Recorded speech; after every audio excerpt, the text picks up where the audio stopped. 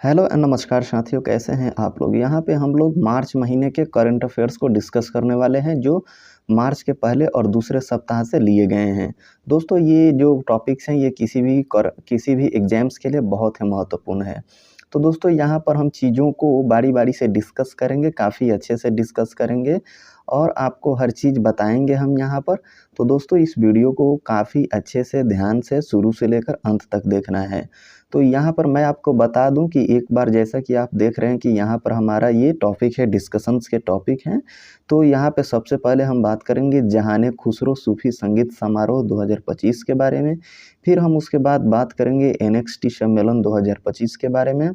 उसके बाद बात करेंगे स्वच्छ एमपी रील प्रतियोगिता और फिर हम बात करेंगे जन औषधि दिवस। उसके बाद एशिया और प्रशांत क्षेत्र के 3R यानी रिड्यूज, रीयूज और रिसाइकल तथा सर्कुलर इकोनॉमी फोरम 2025 के बारे में।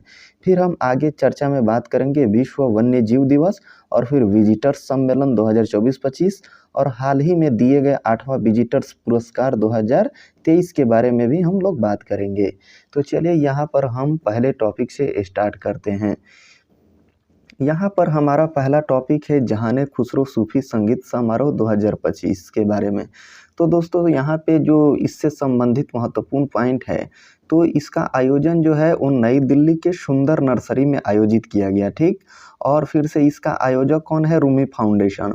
और रूमी फाउंडेशन की स्थापना 2001 में हुई थी, ठीक।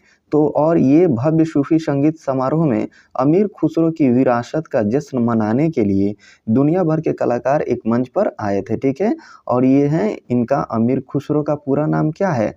अब्बुल हसन यमीनुद्दीन अमीर खुसरो। और अमीर खुसरो का जन्म 1253 में हुआ था और 1325 में इनकी मृत्यु हो गई थी।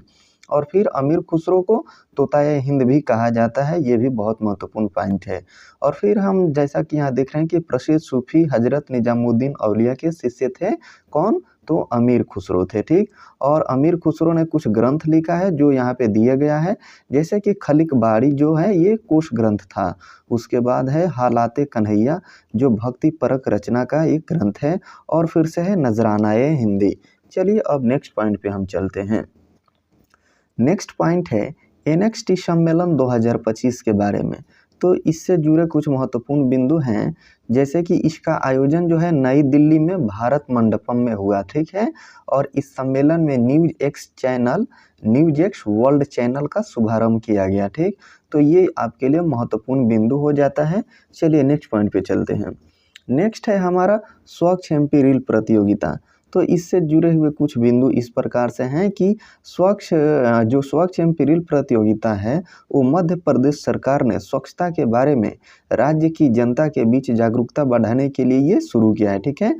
और प्रदेश भर से प्राप्त रील में, मतलब मध्य प्रदेश जो है उसमें पूरे मध्य प्रदेश से जो सरकार के पास, गवर्नमेंट के पास जो रील्स प्राप्त होंगे उसमें से 5 प्रतिभागियों को 25,000 से लेकर 2 लाख रुपए तक का पुरस्कार दिया जाएगा।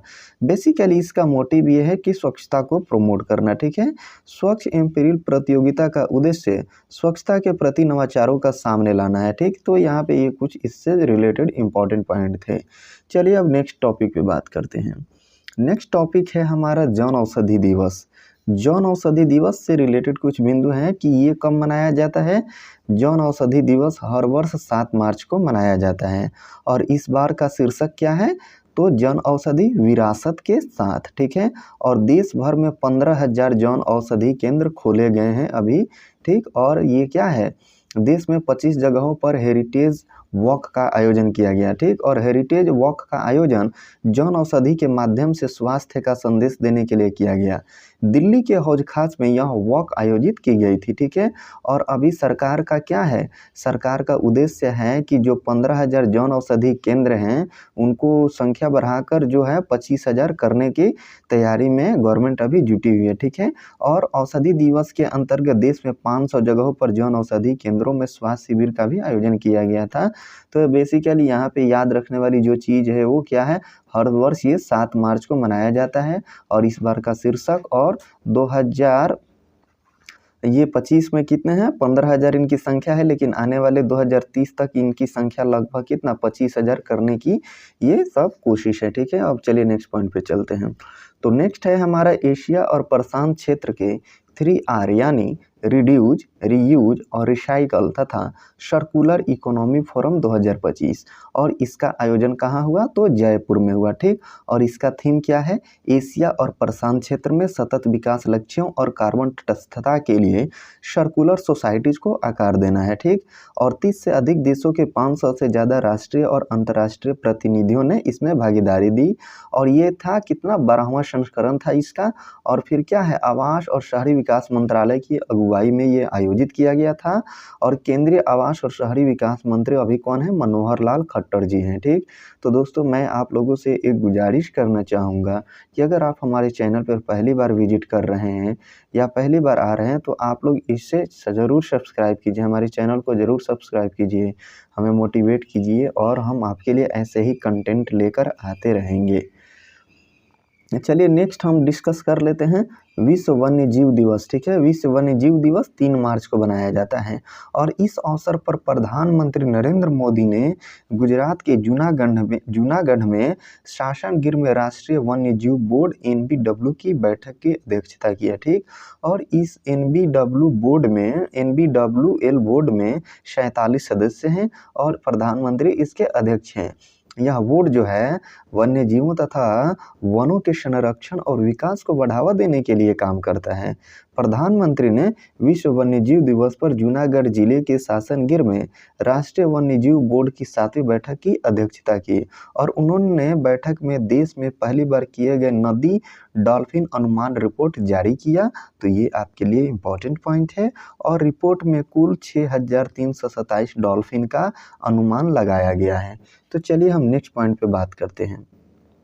नेक्स्ट पॉइंट है विजिटर सम्मेलन 2024-25। ठीक है, तो ये जो सम्मेलन है राष्ट्रपति द्रौपदी मुर्मू ने नवाचार, अनुसंधान और प्रौद्योगिकी विकास में अग्रणी अनुसंधान के लिए प्रतिष्ठित शिक्षाविदों को 8वें विजिटर्स पुरस्कार 2023 से सम्मानित किया, और ये जो है नवंबर 2015 में तत्कालीन राष्ट्रपति प्रणब मुखर्जी ने राष्ट्रपति भवन में पहली बार विजिटर्स कॉन्फ्रेंस का उद्घाटन किया था।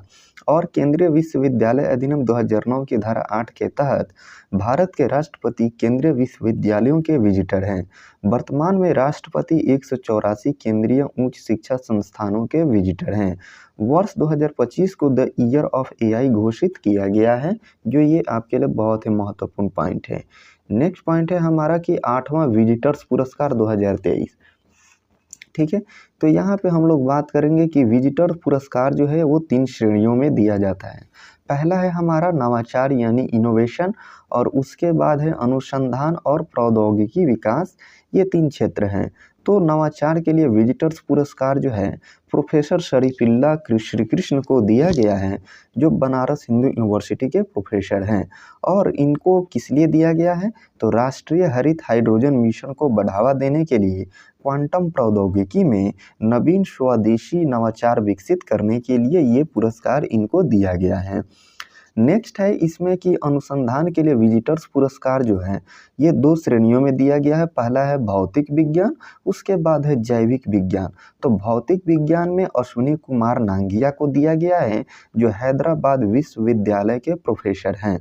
और इनको किस लिए दिया गया है, तो ये किफ़ायती लागत पर बेहतर प्रभाव वाली उच्च जैव उपलब्धता वाली दवाओं और फार्मास्यूटिकल्स की खोज और विकास में उनके मौलिक शोध के लिए ये अश्विनी कुमार नांगिया को ये भौतिकी विज्ञान के क्षेत्र में विजिटर्स पुरस्कार 2023 दिया गया। और ठीक क्या है जैविक विज्ञान के क्षेत्र में, तो जैविक विज्ञान में अनुसंधान के लिए विजिटर अवार्ड संयुक्त रूप से प्रोफेसर रीना चक्रवर्ती, इनको किस लिए दिया गया, तो ये क्या है दिल्ली विश्वविद्यालय के प्रोफेसर है, और प्रोफेसर राजू कुमार यानी पंजाब केंद्रीय विश्वविद्यालय के प्रोफेसर हैं। और इन लोगों को किस लिए दिया गया, आइए आगे बात करते हैं। तो इन लोगों को ये दिया गया, प्रोफेसर रीना चक्रवर्ती को अस्थाई मीठे पानी की जलीय कृषि में उनके शोध के लिए सम्मानित किया गया।